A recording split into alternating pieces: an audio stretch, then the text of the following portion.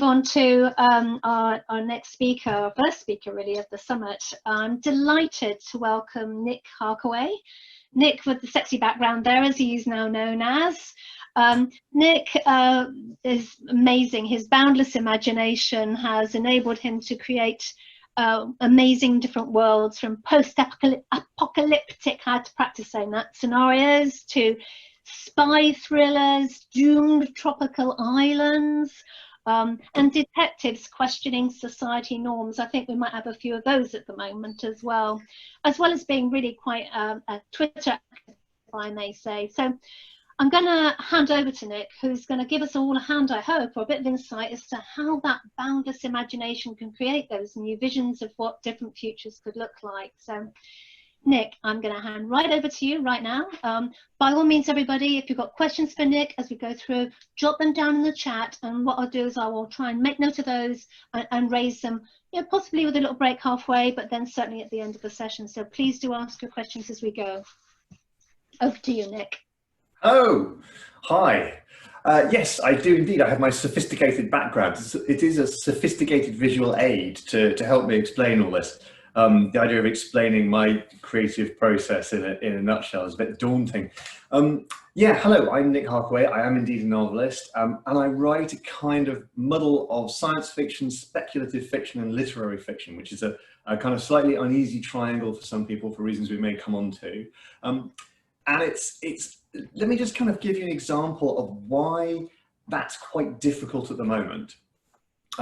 My most recent novel, so the novel I have not yet published, which I just finished sort of a couple of months ago, is about cloning, because I think synthetic biology and cloning and so on are very much the disruptive technology of the moment that we really haven't seen the disruption from yet, but we're going to. And obviously that's going to be accelerated actually by the pandemic crisis that we're in, because we're learning more and more you know, about cellular biology, about viruses and so on. But so my wife very kindly the other day when I started editing set me up with this. She sent this extraordinary headline from the New York Times: "The poly-parent households are coming." And this isn't purely a sort of social thing. This is about science. This is about children. If I move my head that way, you can see the hand clasp. This is about children created from more than two people for medical reasons, to deal with infertility problems or whatever, but also potentially just because more than two people want to have a child together. So there's the potential for new forms of social organization. And I found that, I mean, it was absolutely perfect for my book, and I wanted to kind of slot that in. I was very pleased.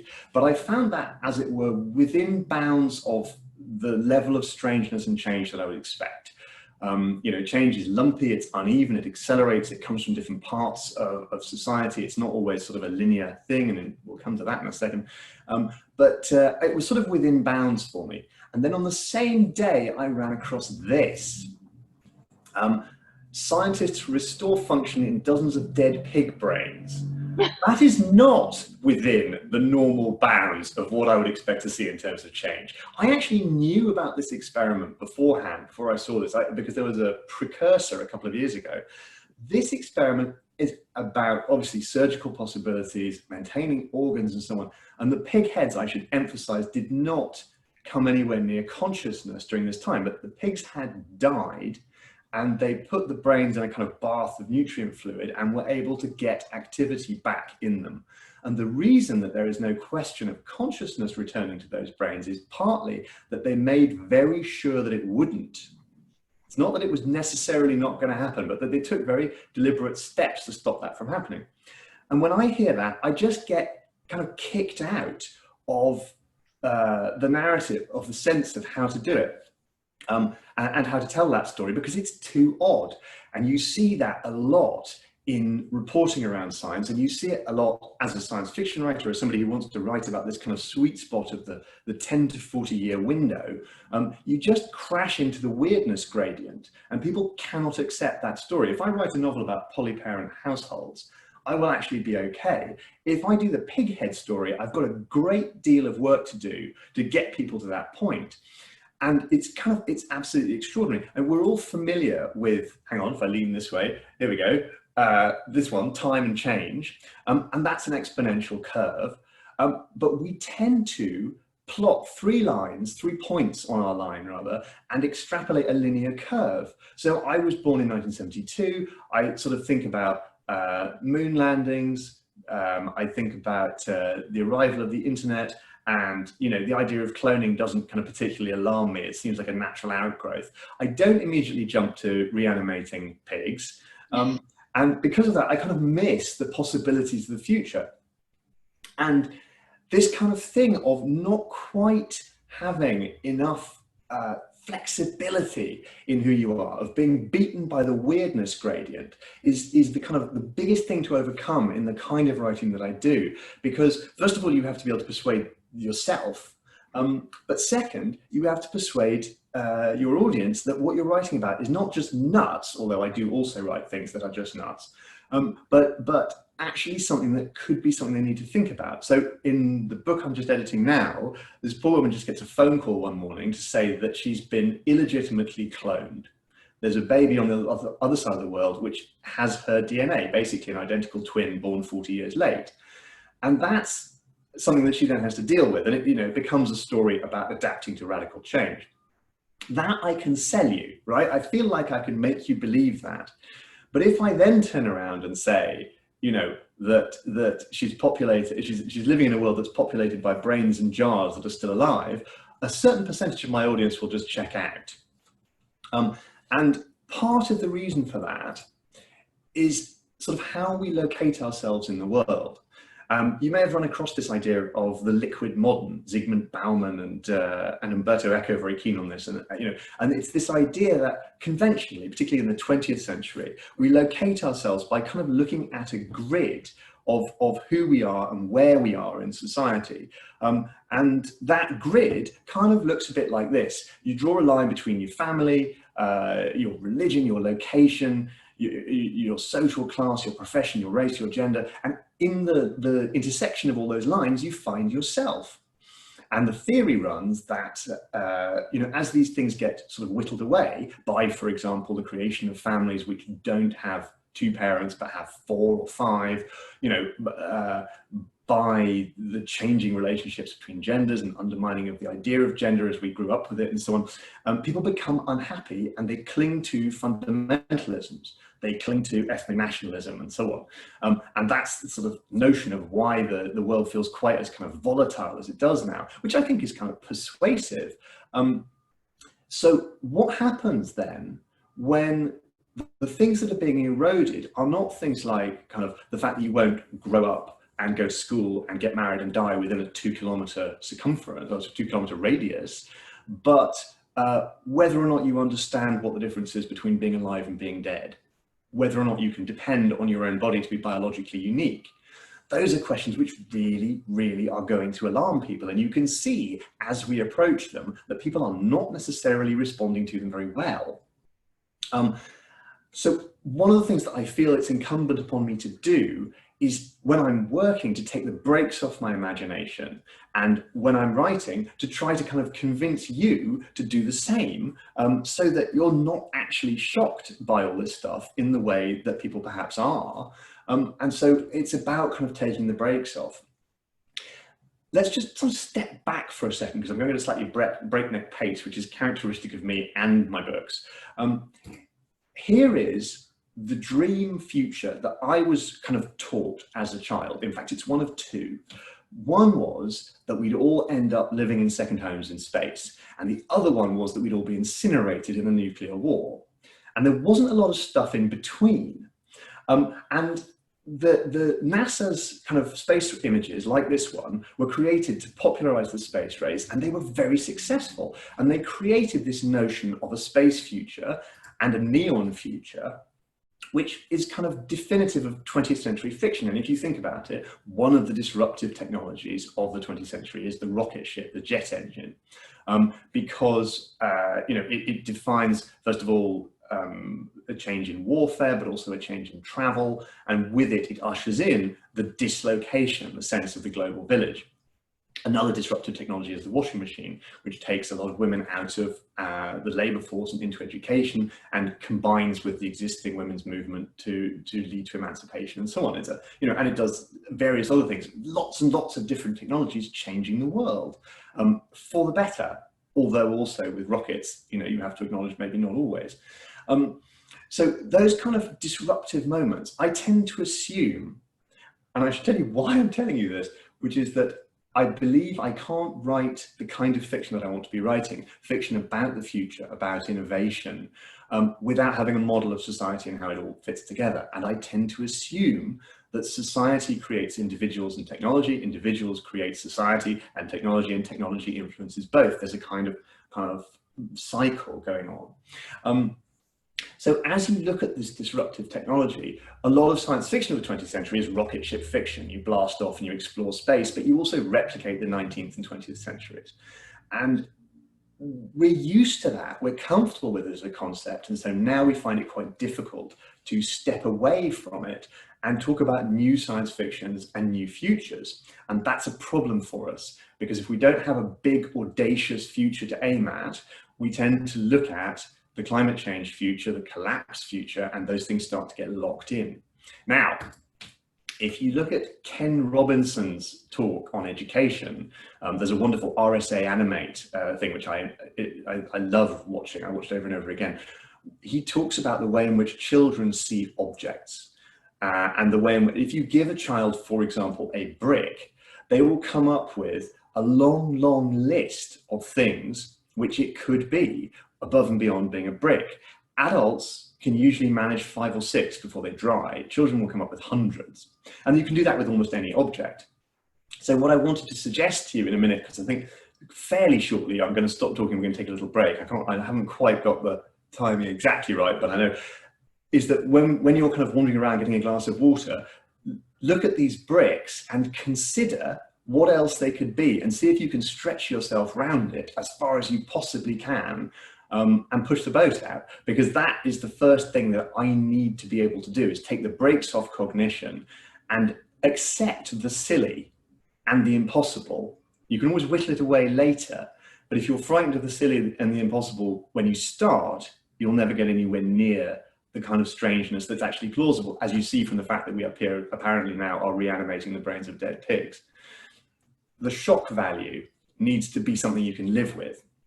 How are we doing? Oh, I've actually got slightly more time than I thought. Okay, good. So just for a second to talk about why this conversation is difficult within writing. In the early part of the 1900s, C.P. Snow and F.R. Leavis got into a fight over H.G. Wells. Wells was writing The Time Machine. He was writing superficially science fiction stories, but mostly what they were about, as a lot of 20th century science fiction is, they used science fiction to throw the present into a kind of into relief, and to say, what is our society going to become? So The Time Machine is really about the kind of deep divisions in society as much as it's about traveling in time. And Leavis did not approve, didn't like it, and Snow regarded the whole thing as very positive, and they got into a fight in which Snow described Leavis as behaving like the representative of a declining empire, saying that the literary world was essentially fading away and would be replaced by the scientific one. And Leavis replied that Snow's tone was such that only genius could excuse it, but one couldn't readily imagine genius employing it. And I mean, they got good and nasty with each other, and the consequence of that fight rattles on. And within the writing world, it is unusual to be simultaneously a writer of science fiction and speculative fiction, and to try to write, what is also thought of as literary fiction, explorations of human identity. And I query that, because I don't believe you can write about us separate from our technology, because our technology and our innovations are central to who we are. We change the world changes us. We change society, society changes us, and so on. So what I hope I've done in this kind of slightly madcap tour of the inside of my head in these few minutes is just to kind of say, this is the first part of the process that I believe has to underpin what I'm doing, an understanding of change, an understanding of how the future develops, which can then lead me into kind of how I can then create a story that talks about the things I think are important. Okay, that's marvelous, Nick. Well, what a whirlwind there. So it's trying very hard to keep up with. Yeah, exactly. It is a little bit. Certainly recognise some really nice comments coming through here. So a few folks are asking about that name of that diagram where you've got the interconnections between. Yeah. So I drew that on a sort of fake blackboard, and that's but that's a sketch of something that I learned through the writing of Anthony Giddens, who at the time was not yet Tony Blair's favourite intellectual, but it's also in the work of a guy called Zygmunt Bauman. And people talk about the liquid modern. Giddens used to talk about the late modern. Other people used to talk about the postmodern. I like the liquid modern because it sounds much more mysterious and interesting than the others. And Umberto Eco wrote about the liquid modern as well. And it's just this idea of all the places where you would kind of tie yourself down in the gale of society, coming loose from their moorings so that you're left sort of flapping around looking for meaning. On a personal level, I would say the strategy that we need to deploy is we need to start building outwards from ourselves rather than looking to locate ourselves within a matrix. What you find is that your kind of bubble of responsibility and self-understanding starts to intersect with other people's, and then you create effectively a mesh network rather than a grid which is set, because it seems that radical change is hitting us from every angle right now. You know, it's not just COVID, it's also climate change. It's also shifts in our political situations. It's also all kinds of, you know, these things are only going to get more so. We have problems with desertification, ocean acidification. The environment is changing, the political environment is changing. The 20th century is fading away. Our technological capabilities are becoming extraordinary. You know, change isn't going to stop. No, well, absolutely right, and I'm completely with you in terms of the kind of the disruption and the destabilizing feeling that you can get if you kind of reach out. You know, I see the news headlines at the moment, and I said to my husband this morning, oh well, the headlines, 3 bits of bad news, and they're all catastrophic. So yeah. There we go. That's a way to start the day. Some helpful comments there from the guys in chat. So Davide, thank you very much for the reference there, and to Erica for the link through to Liquid Modern as well. So thank you. I've got a question from Leslie Parker for you, Nick. Nick, do you think imagination is a tool we can teach in the corporate world? Happily, I am about to try to do that in the next bit. I'm going to teach you. I will teach nothing. I'm just going to show you. You know, some very kind of basic things. After a while, it becomes unconscious, and that was something I'm going to talk about in a minute. But that doesn't mean that you can't teach it. Doesn't mean you can't learn it. I'm very against the mystification of the creative process. I think you absolutely need to kind of, you know, feel comfortable with it. It becomes like playing tennis or whatever, any sport or whatever. It becomes automatic. And then it becomes harder to explain once you're, you know, but that doesn't mean that it's somehow mystical. It's absolutely not. It's a learnable skill. It gets better as you practice it, and so on. So yeah, I'm not worried about that. Okay. One last question, and we can get back to where you are there. So Linda from Severn Trent there, when I'm reading science fiction, when I'm reading fiction, sorry, I'll qualify that. When I'm reading fiction, I can get lost in the concepts and intricacies of your plots. And I find it worrying when you can see that some of these may be where we could go. Yeah, yes, I am also worried about that. I mean, and I had that experience writing my most recent published book, Gnomon, where I started writing in 2014, 2015, and I was saying, among other things, the book was supposed to be it was supposed to be much shorter. It was supposed to be a warning about the possibility that we could end up with a slightly more authoritarian or a much more authoritarian government, that our society wasn't immune to that there were strands of it happening already. I was also talking about surveillance and how digital surveillance could become ubiquitous through a kind of benign self-presentation. And then in kind of much less kind of predictable ways. I mean, things like, so there was, in 2014, a scientist named Miguel Nicolelis built an exoskeleton which allowed a paralyzed man to kick the first ball at the Brazil World Cup.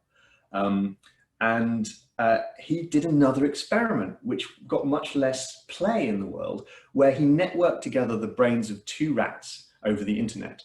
and one rat ran a maze and the other rat then ran it as if it had run it before, ran it faster than it normally would, because it was able to access the information in the brain of the first rat, which again is a kind of dead pig reanimated moment. You're sort of like, they did what? And these guys put someone on a television interview to talk about this and to say, you know, yes, we have done this, isn't it extraordinary? And the interviewer said, you know, you've created the Borg rats. You know, these are telepathic rats, and they're going to become hyper intelligent and take over the world. Somewhat in jest, but also with a kind of serious edge. And this is this slightly weird thing that happens when media reports scientific advances, is that they use science fiction and science fiction's kind of slightly unfair reputation as being a non-serious form to suggest that the science that's actually happening is somehow something you can ignore. So you'll see a headline that goes, it sounds like science fiction, but, and as soon as I read that headline, I know that this is something to which I've got to pay an enormous amount of attention, because it's freaked out the journalist who's reporting it, or the editor who's kind of, you know, involved in the writing of the story, to the extent that they've tried to make it softer for the viewing public.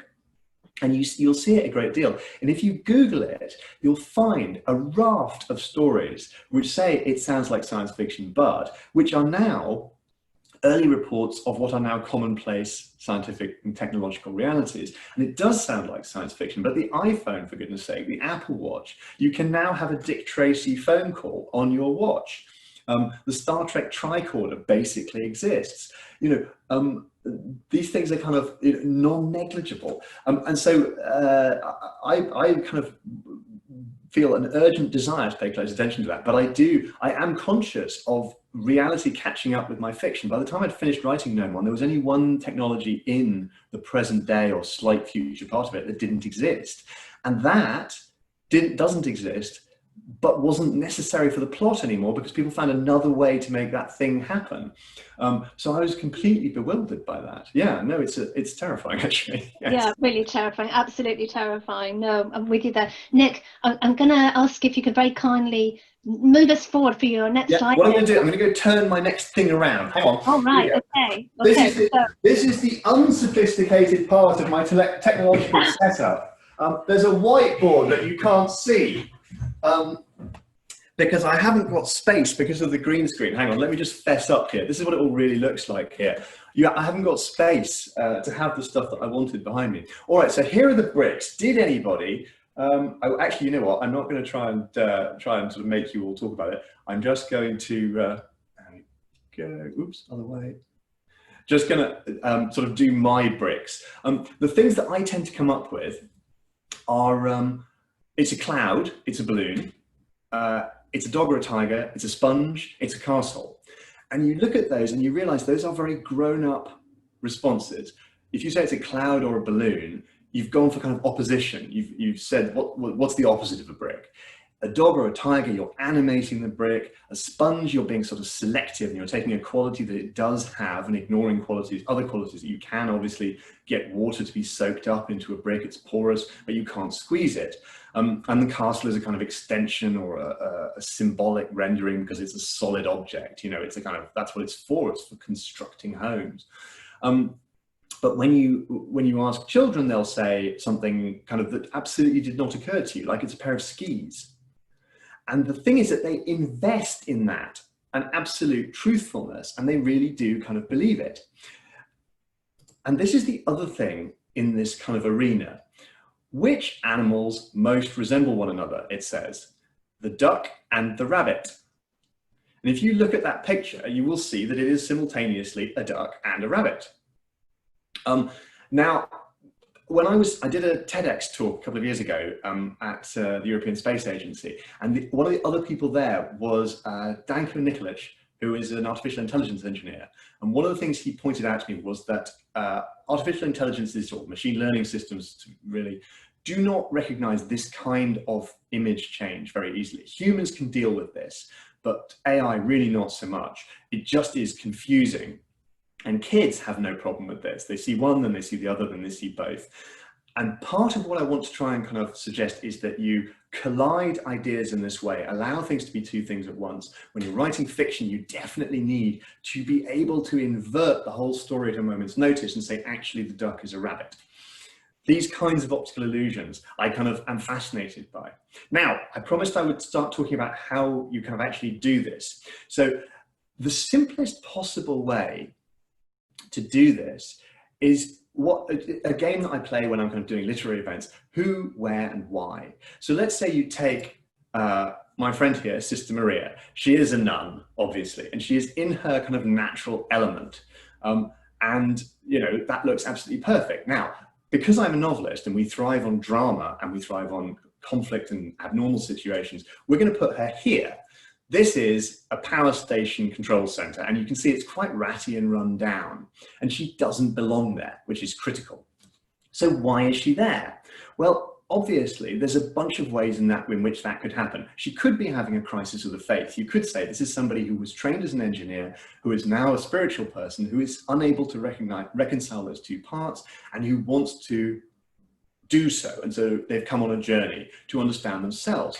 If you go that path, you get a particular kind of book, and it tells you about her internal struggle. It gives you a historical story about the nature of kind of energy generation in the 20th century, whatever. If it's a nuclear station, then maybe she's there because the thing is melting down and she's the only person who remembers how to fix that, in which case you get a completely different kind of story. Or you can combine the two and have a situation where, in order to resolve her internal crisis, she has to resolve the nuclear one. And you can do that with almost anything. You pick a profession, you pick a location where they cannot be, and you then have to work out why. And in the process of creating the why, the detail spins you out into the creation of a whole world. The business, in a sense, is one of collision. I tend to collide things in my stories, and that they tend to feel kind of fireworky on that basis. So, for example, when I was writing Angel Maker, which is a story about a guy who repairs clocks, who has a criminal father, who has to reconcile his kind of relationship with this criminal dad, and at the same time save the world from a clockwork doomsday machine, I started that with this desire to write about a classic gangster. You must have seen the kind of black and white gangster story in which the guy stands on the edge of a building and the spotlights are kind of going backwards and forwards, and down below there's somebody who's almost always calling him Dutch. Dutch, you've got to come down from the ledge or we'll blow you off it. And it's the classic bad guy. So I had that image in my head, and then I was sitting in a cafe and a kid at the next table was playing with a broken clockwork toy, and it was skittering across the table, and it was one of the saddest and most beautiful and most positive things I'd ever seen, because it was just made of kind of bits of coat hanger. It was pretty and broken. And when they left the toy, and I said, "Do you not want that?" And the kid said no, and the mum said no, so I took it home. And in the collision of those two things, the emotional response to this inanimate object and this kind of gangster story, I found the beginning of Angel Maker. It's about collision again. It's this kind of process of jamming the two together. And it seems to me that that kind of ideation must help as we try to create the dreams that we need for the situation we're now in. And this is the responsibility part of kind of, you know, what I feel about writing and about innovating, that we have to start creating the things, the structures, the objects that will build the world that we need to live in. And the way that I talk about that is by talking about this notion of beautiful doable, this idea that something should be sustainable, repeatable, achievable. It doesn't have to be doable now, it can be doable after you've built the hegemony that you need in order to make it happen. But it needs to be, so for example, not beautiful doable, nuclear pulse propulsion used to launch space rockets. You can put a great big sheet of metal, put a capsule on top of it, and explode nuclear weapons underneath it until it reaches orbit. That is a functional way to get a spaceship into space, and it works. But you do also devastate everything underneath, and you turn kind of large parts of, I don't know, Wales into a fireball. Not sustainable, not beautiful. So you need something like that is doable, like a space elevator or a launch system that's very kind of gentle, that gets you out of the atmosphere as gently as possible. By contrast, beautiful doesn't just mean aesthetically pleasing. It means something that's so much better than what we have, that carries with it a baggage of goodness that's so amazing that you desperately want to give it to the people you love, and it actually hurts you that you can't. And if you take that as a design paradigm, you end up with replacing sort of things like this, this control center, there was a notion which I ran across the other day of taking an old mine, a mine shaft, using it to create geothermal power, and then using the power and the water, the warm water, to create a greenhouse environment, so that you take an old environmentally destroyed area and you turn it into something that ultimately looks like this, and you are creating light, heat, power, and food for the local community. And that for me is a very powerful example of the kind of thing I'm talking about. How are we for time? Do we need to? Right, so time-wise, we've got perhaps another 5 minutes max then. Excellent. Is that all right? Yeah, no, that's brilliant. So I feel, I'm kind of sitting down, and the book I've just written is, as I said, it's about adapting to radical change. Essentially, in the structure of the book, it's a new structure for me. Every time this woman gets to a place where she thinks she's sort of achieved the stability that she's left behind, that's been taken away from her in the first pages of the book, something else comes along that impacts her from a blind spot, and she has to kind of resolve that. And the point is that it's in a sense about the experience that we have now, that we need to learn to live in free fall. When I was in the breakout session, we were talking about, there's quite a lot of people, I think, who feel a desire for an elastic snap back to how we were before the pandemic. And then there's other people who have recognized or found a benefit to themselves in where we are now, and a kind of, a better way of living in potential, and they don't want to go back. And so there's a tension there. And this was about kind of learning to live in an environment where you cannot rely on stability, linear change, where out of things that you haven't necessarily paid attention to, you find radical change happening to you all the time. And I found when I was writing the book, I obviously have been writing it since before the pandemic started. And then in March, I realized I had to, because the book is set in the middle of the century, so 2040, 2045, I had to account for these moments. And that was worrying to me, because when I was writing Nomon, I had to account for Brexit, and that was actually sort of weirdly difficult, and Trump and so on. And it was, it changed the direction of the political landscape, and I had to sort of retrench. In this case, that didn't happen at all. When I came to it, I realized that the world that I'd created received a historical pandemic as absolutely a natural part of its kind of creation. And all I had to do was write a sequence in when she comes to London, future London, the apartment that she stays in has a painted box around the door from the deep bad days of this coming winter, which is the box painted where you take your clothes off and put them into a plastic bag to wash them when you're decontaminating. Now, whether we get to that point, who knows, but it made perfect sense, and architecturally it's a very powerful image. This is another aspect. I don't know whether this is helpful in an innovation context. In a creative context, very small details tell me a great deal and tell you a great deal in text about the reality of a character, of a universe around, and the way that they respond to very small details. And I build my universes out of small details that trigger you to supply the rest of the picture.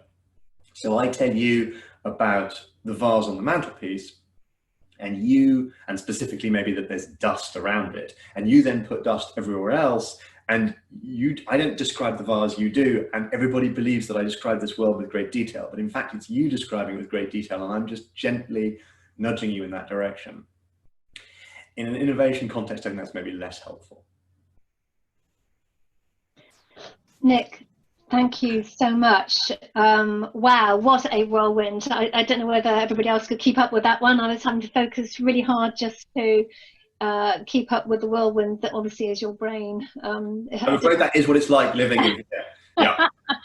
So is that living in freefall? Have we just had an experience of? Yes, I think you probably have. Yes. Let me offer you a different future. There we go. That's my placid, non-neon future.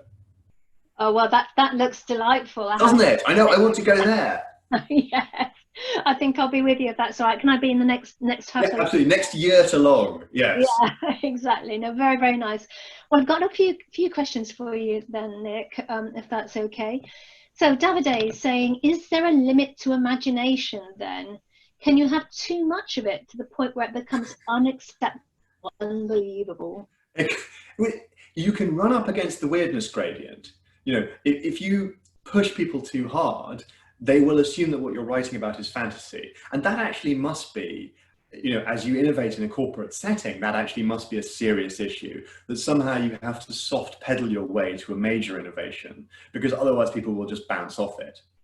And that's definitely something I deal with. Can you have too much innovation? Michael Gove actually specifically says I have too much imagination. He was quite shirty about me when I was just starting out and he was reviewing.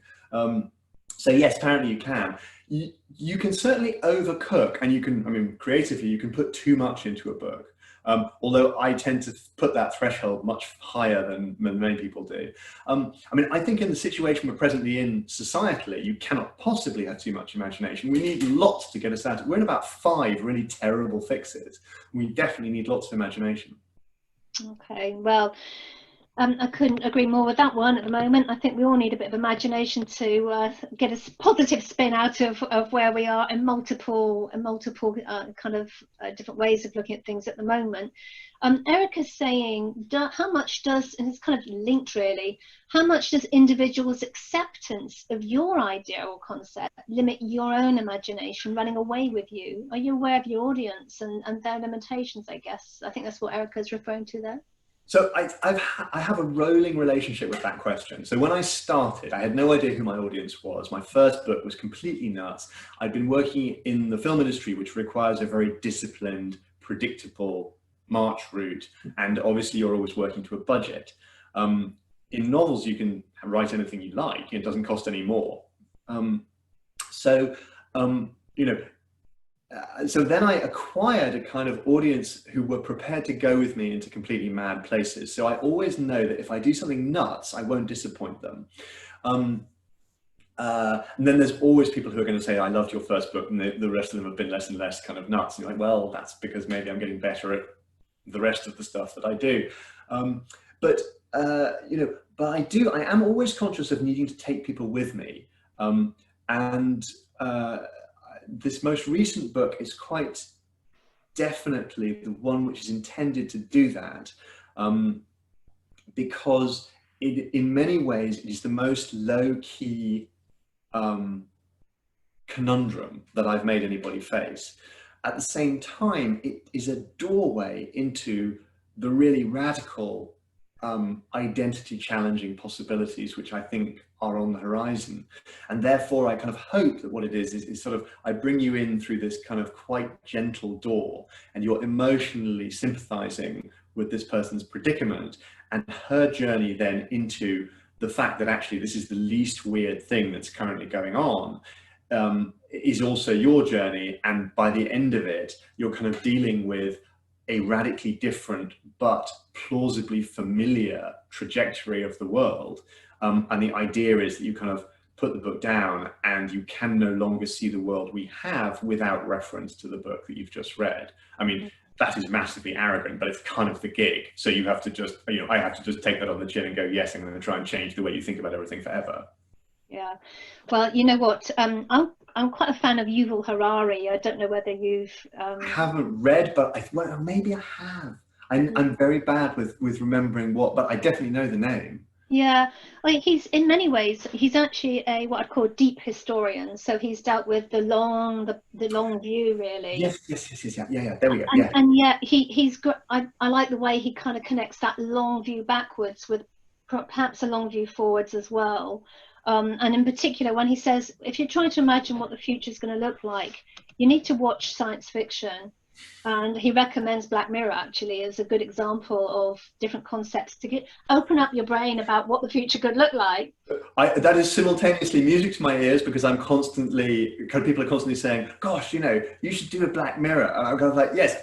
And yet at the same time, I'm very happy doing my own kind of thing. Absolutely. I mean, Black Mirror is extraordinary, but it's very interesting. I get that I get that tie between my stuff and Black Mirror quite a lot. So I always kind of like, Black Mirror curses, the man got there before me. Although actually the gold bees thing, I have gold bees in Angel Maker, and so it's very interesting. I always get this thing where people go, oh, there's that Black Mirror episode with bees, and then there's a Harkaway episode with bees, and oh my God. And I get sent on Twitter, anytime anything happens with a bee, people send me bees. They send me mechanical bees, clockwork bees, robot bees, and real bees. Just my income on any given day, it's possible my incoming feed will just be bees. Well, there we are. Can't be bad. Can't be bad if it's about bees. Okay, I've got another, actually several questions, some really good ones here from Tara. She's saying many scientific experiments around biotech use health benefits as a justification. How do you think we'll develop in a world where populists and other anti-democratic leaders don't fill us with trust as to the ethics they will implement? Yeah, it's a really good question. Are we all bound to be cyborgs? I don't think we're all bound to be cyborgs. I think I'm really interested to see what happens with Elon Musk's chip. Have you noticed how pigs get all the best technology first? They get revivification, they get brain links. I'm really curious to see what happens with that, because everybody says he's overselling it. When I was talking about the rat experiment at the European Space Agency, the proposal that I was making was that if you were going to send a spaceship to Mars, one of the issues that people were flagging was loneliness and disconnection. And what I said was, what if you gave people a chip which gave them a connection, albeit with a light speed delay, which actually wouldn't be that much, back to Earth, which wouldn't be anything where you could sort of hear someone talking or anything, but where you were at a very low mammalian level, physically conscious of your partner back on Earth or of your child or whatever. Would that not be an enormous kind of comforting thing of feeling on the one hand that you're out in space, but you've never left your own house because you still get the occasional pat on the shoulder from your family, and so you're never actually out of physical contact with them in a very real sense. I think the delay would be kind of up to 5 or 10 minutes. I'm not quite sure, but that would be okay. That's a respectable distance.